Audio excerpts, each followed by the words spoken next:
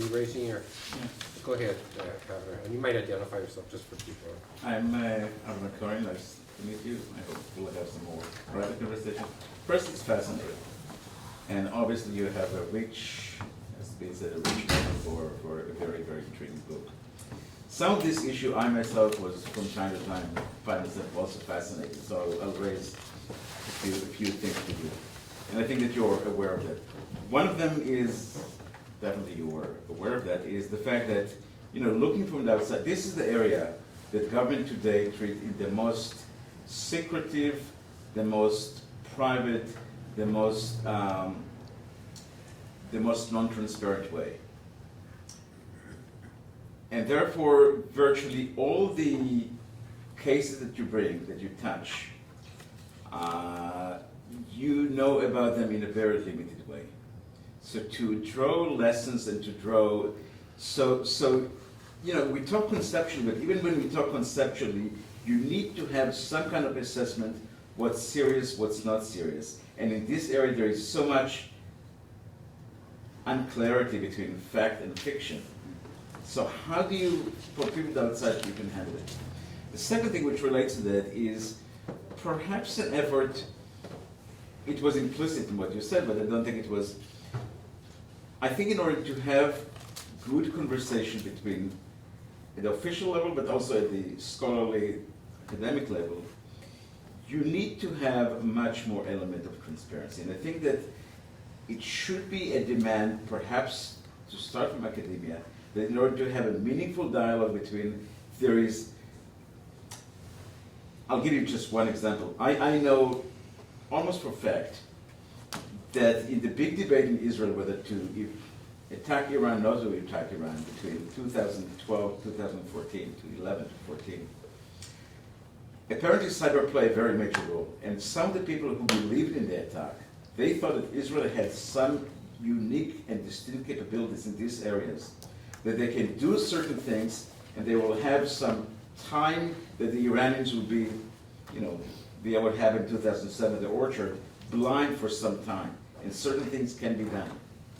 Other people say, look, we have developed certain capabilities they have never tested before, we are not sure, and to put so much at stake on systems that have never been tested before, it's incredible risk. And I believe this is the case today because there is so much ideas and there is so many talented people involved in that, and yet the issue has tested in a very limited way.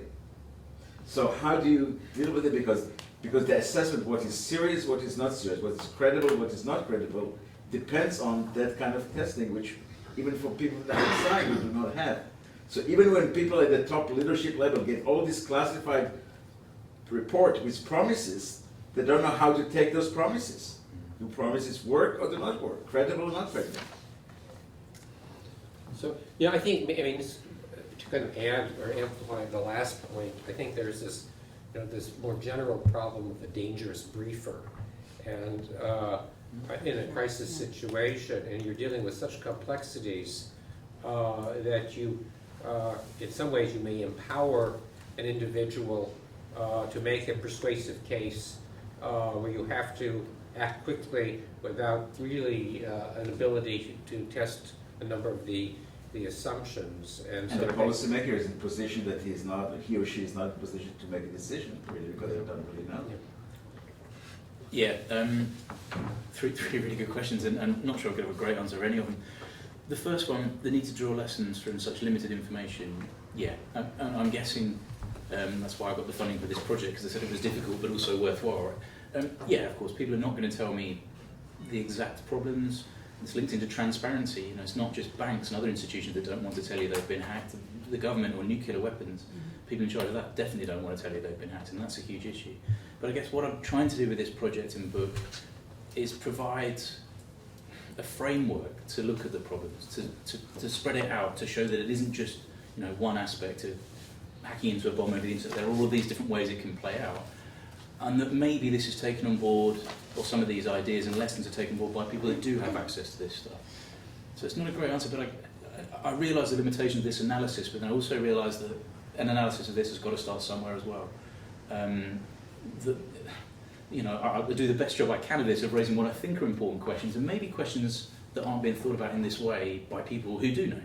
So that's one way of doing it. But the idea is to piece something together to try and get a grip on what this means. But I take your point, and that's important. This putting so much stake on systems is a huge risk. I agree, and that's why I suspect. Well, one of the reasons why a state would never be confident enough that it had neutered command and control system to attack, right, on a nuclear level. However, this risk plays out in different ways as well. So it's the as I pointed out in that framework, part of the cyber challenge is perception. It's the worry that you could have been hacked. It's the worry that maybe my systems won't work when I do that. If I press this button, will X happen? So it's that worry, and it comes back to a question, I think, of risk management. So how sure do you have to be that everything's going to work that you can still rely on it? So let's say in the UK example, you're 95% sure that if you had to, the Trident system would work. Well, what if that was 70%? Or I know you can't quantify it necessarily, but so it's about risk analysis, and that's something that I've looked at. I haven't included here, but I think that's part of the debate for government as well, and for people that use these systems. I'm not sure they're great answers to any of your questions, but they're things to think about, so thank you. Please. Yeah, I'm Ambassador Dave Line, retired Foreign Service Officer and Cadet Auditor. I've got a sort of a question on the flip side of what Avner asked, which is getting into the arms control. How can you possibly have an arms control system with things that are so hidden? It's not like you could take nuclear submarines out and cut them in half, nuclear missiles out, remove the warhead, to leave them there. It's very obvious what's happening. So even if you can't test it and know it's reliable, at the same time, nor can you verify that your enemy, your adversary, really doesn't have it. I mean, so it seems to me that we're almost into an impossible catch-22 in terms of both the application of it, as you indicated, but also the verification that somebody doesn't have it or won't use it. Yeah, absolutely, and I think that's why cyber arms control is confronted so many problems, even the concept and this sort of... It's almost like it's an impossible concept, I guess, what I'm coming at. And it comes from this desire, I think, to use nuclear as a model. We've got these established concepts within the nuclear realm. Well, can we fit them in? So some people have said the Biological Weapons Convention might be a better example.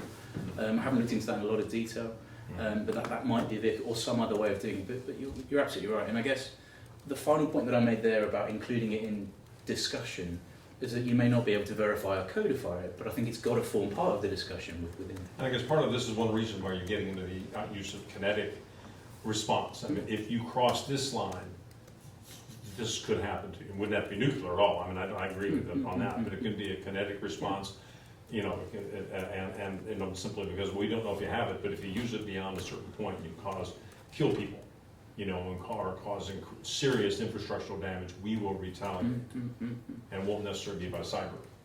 Absolutely, and it also, you know, shouldn't, if this is in some sort of crisis or conflict, shouldn't be assumed that cyber would be used by itself in the first place either. So, you know, cyber would probably be used to, you know, facilitate other kinetic forces or in combination with it or whatever else. But I think that's right. I think the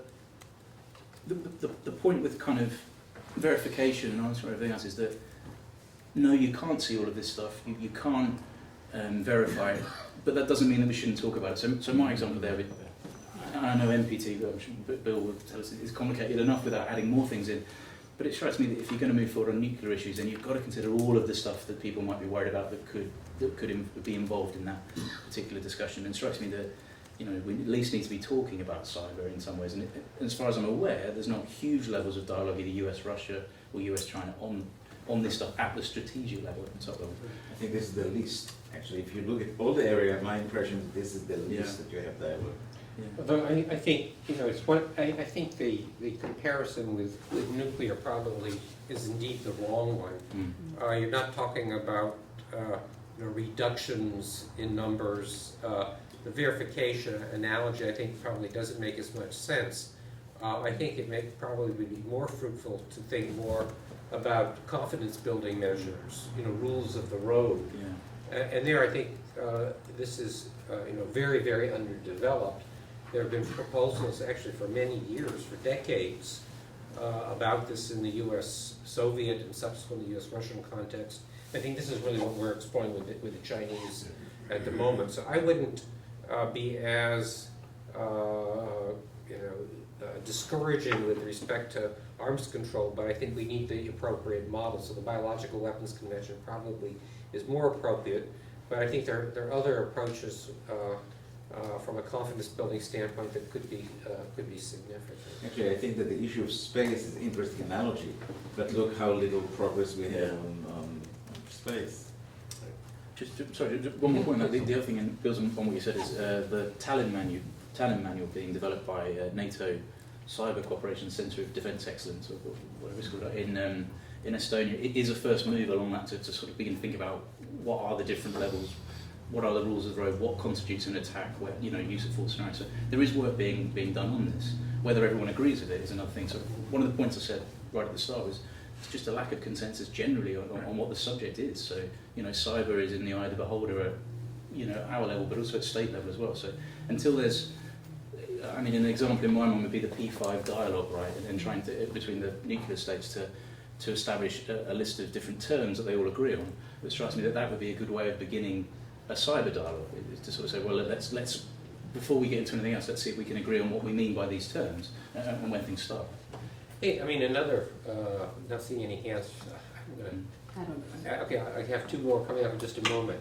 I think we might say a little bit more going forward about the relationship between industry and government. I think these are clearly not convergent interests, but I think it's also particularly interesting from the standpoint of international relations, that you may have, and this has to do with the whole question of transparency.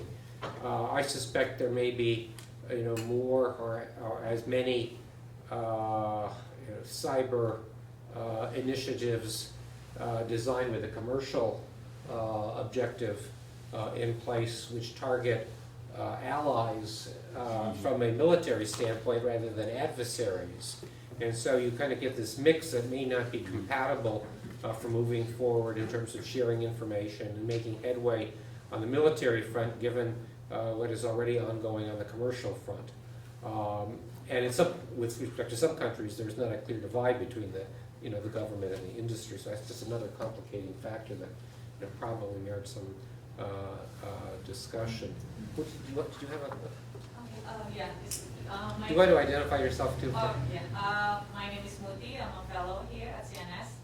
And thank you very much for the presentation. It was very interesting and informative. My question is a bit not very related to your research, but I'm interested to know your view on how do you think the international law should regulate this cyber? I don't really like the term cyber. I prefer computer network attack, something like that. And how do you think Russia and China and the US and its allies will come to a consensus on this area? Is that something possible? Thank you. Yeah, it's a really good question, I think. And it's interesting that you pointed out computer network operations or computer network as a key point. So I think, just by doing that, it's framing it in one particular small and narrow domain. I think that's one way of beginning to manage the problem. But I'm not sure I've got any good answers for you on how you begin to put it in international law, to be honest with you. There are moves to try and do this. Russia and China submitted a proposal to the UN for a cyber ban. There's various other things, there's discussions ongoing, but it comes back to this problem of what one country sees as industrial espionage or even something legitimate, another country sees as a cyber attack, right?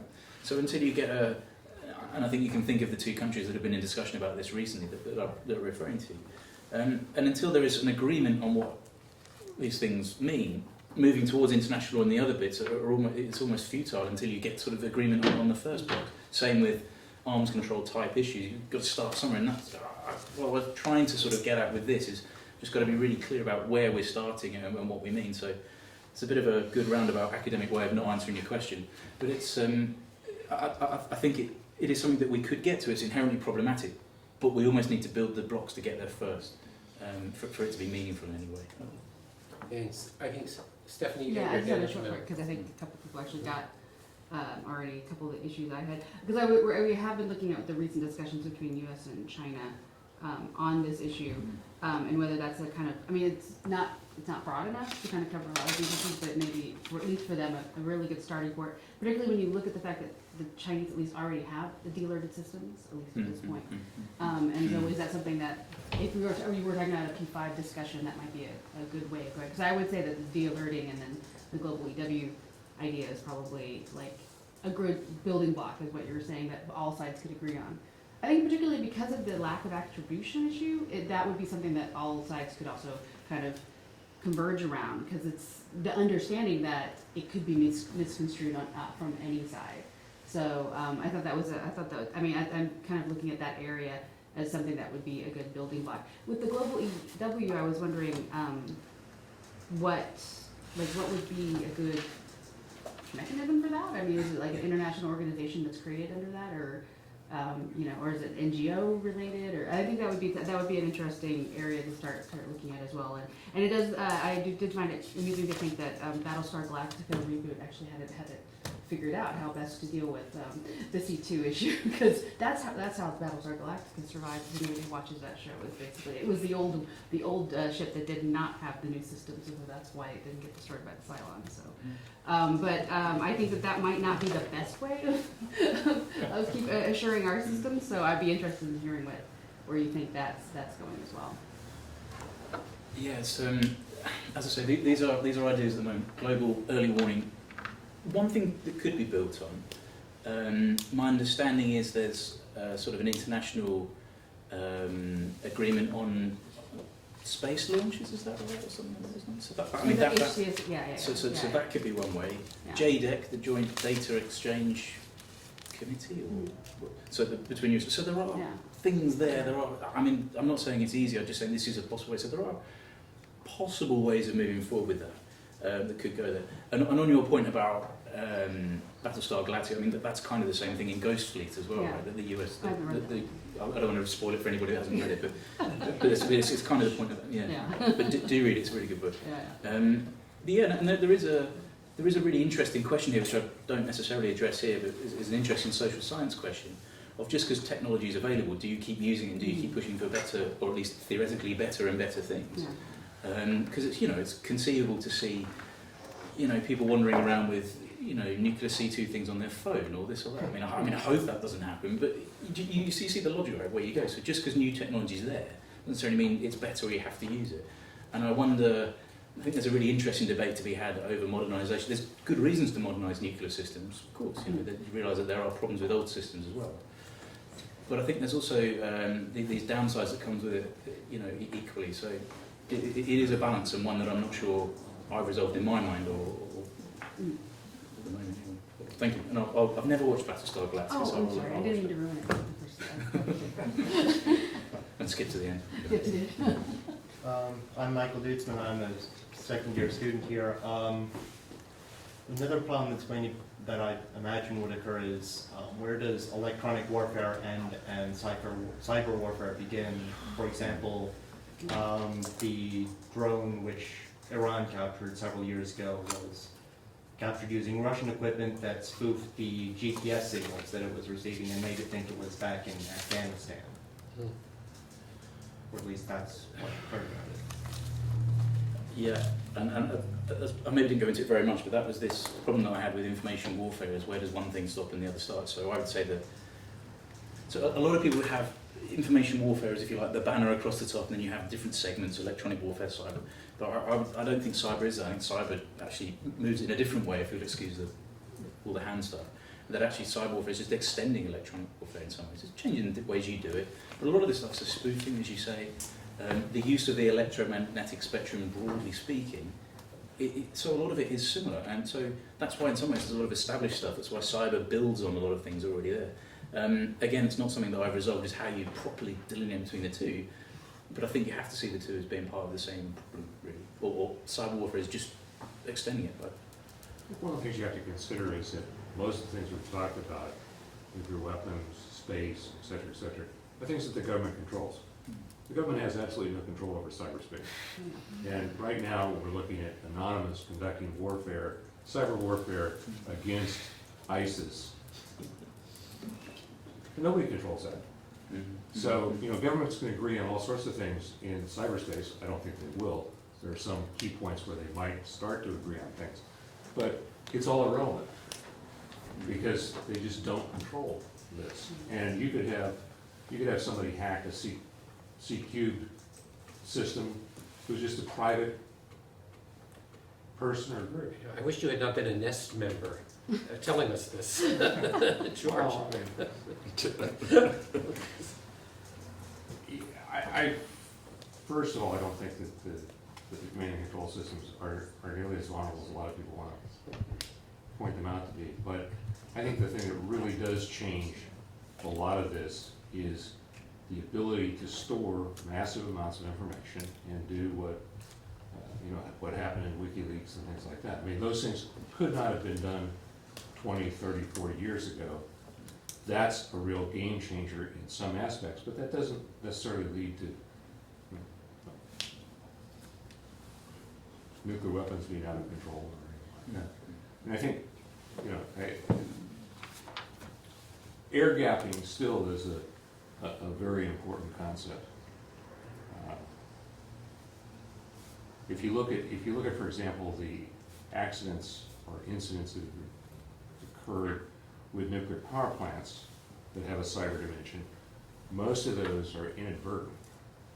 And there's been very little in terms of actual hacking in, because to a great extent the instrumentation and control system, the SCADA systems, something like to call them, are really still air gapped.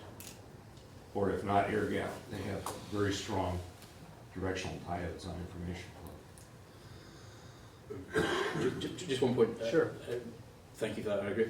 On the ability to attack, if you like, lots and lots of information, I think I'm right in saying that the personnel reliability program documents were leaked for people involved in nuclear systems, which basically went through the questions of various things like that.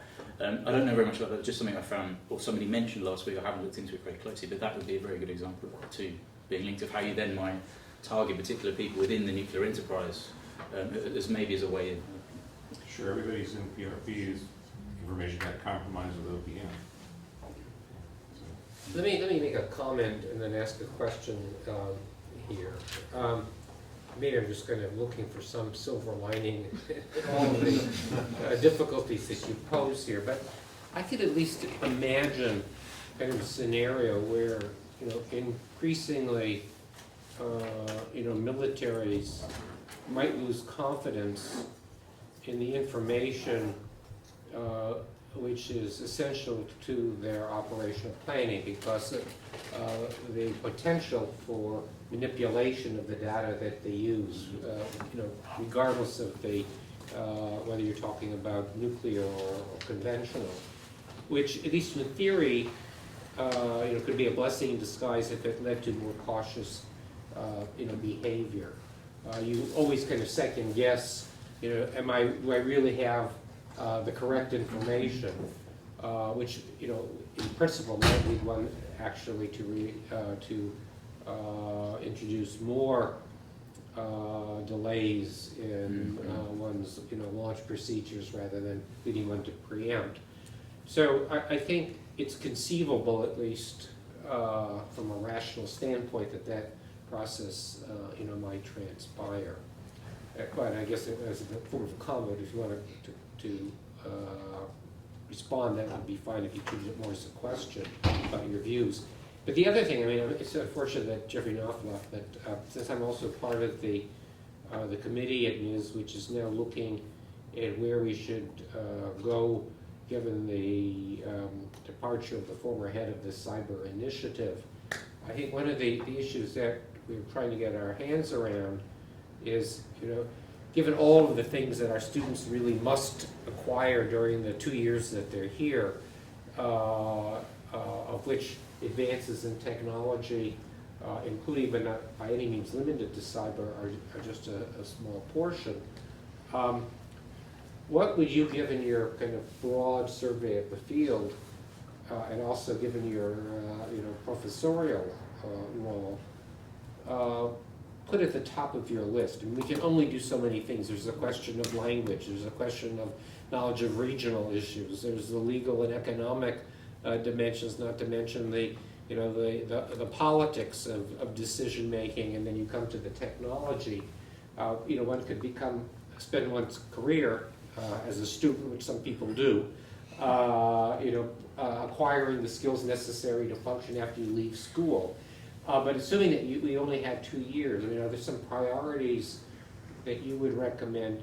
And you can respond now, but also perhaps later, Andrew, because it would really be very helpful to us, because we're trying to provide the best education possible for our students in the MA and non-proliferation terrorism studies area, but there are limits to what we can do, both in terms of the instructors, but also just the time available for students to study. What would be some of the main things that you would emphasize?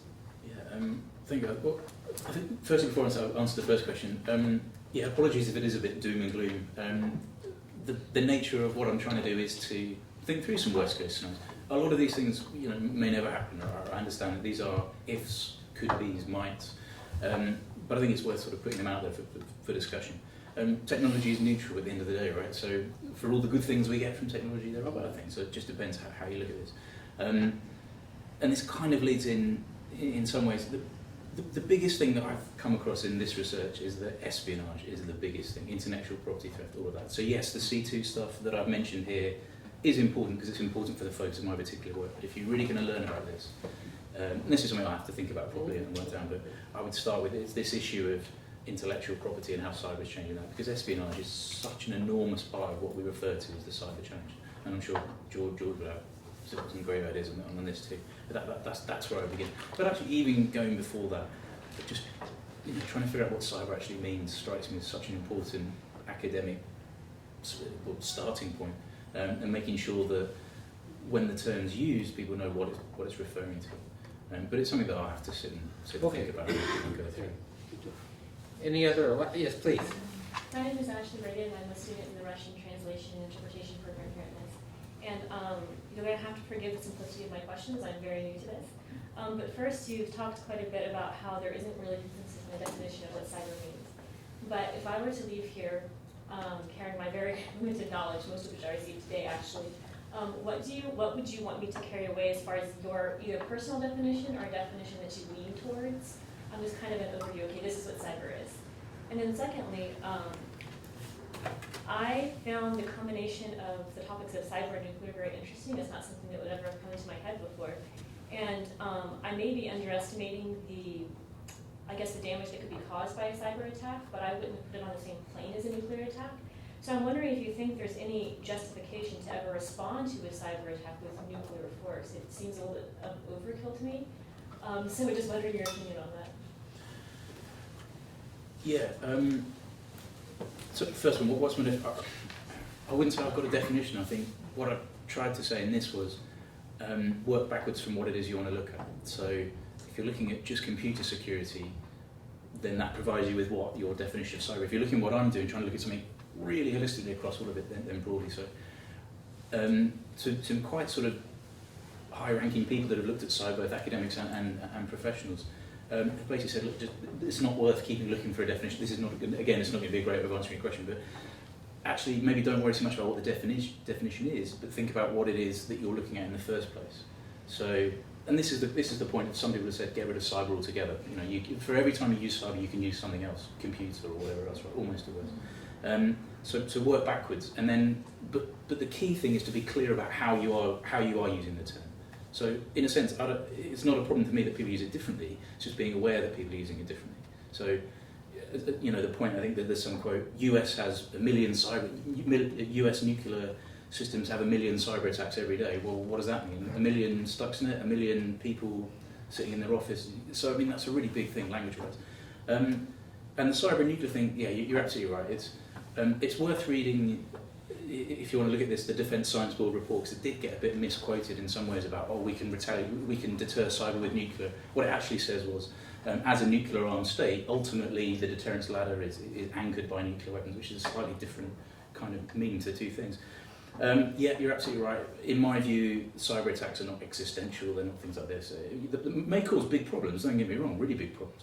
But whether it's the nuclear level or not, I think it's unlikely. However, people have said, and I tend to agree, that if you are, well, two things. One, if you're a nuclear armed state and you think that your state's survival is under threat, and you've got good evidence to say who it is that is attacking you, then some people said to me, we'll never say never, right? So we don't know how the cyber threat as we view it may evolve. At the moment, it's a pretty bad idea, but they are intrinsically linked. If you're a nuclear armed state and you come under a massive attack that includes cyber, it probably will be part of the, or it could be part of the debate. So that's much more doom and gloom, isn't it? I'm trying to... What a nightmare, but thank you. I think also, I probably shouldn't be raising this at this moment, because we're going to have to wrap up. But I think one, might at least investigate how these developments in what we're calling very loosely cyber impact on the risks posed by non-state actors. I mean, I'm particularly concerned about the spoofing issue, which I don't think has really received much attention, where you might, in fact, empower a non-state actor to actually lead nuclear armed states to exchange their weapons without requiring nuclear weapons themselves. So you have, in a sense, you're providing a non-state actor with potential to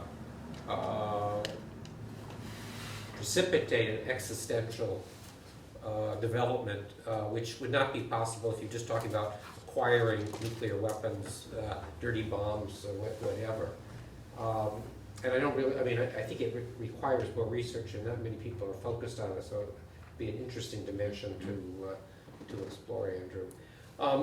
Yeah, did you? This is a real simple question. I guess going back to attribution, which ties into this, and this is, I have no understanding whatsoever, but my understanding It of, doesn't again, stop a any of nuclear us from attack, asking questions, we yeah. can track back using a variety of methods, most other types of attacks, including nuclear, as I understand it. But on the cyber, can we? I mean, you read about it in the paper, well, we tracked it back to North Korea by going through 26 other countries, and how reliable is that in terms of being a deterrent for somebody launching a massive cyber attack, the fact that they could get fingered? Well, I guess two things is, and George probably about it. One is, yes, you probably could trace things back eventually.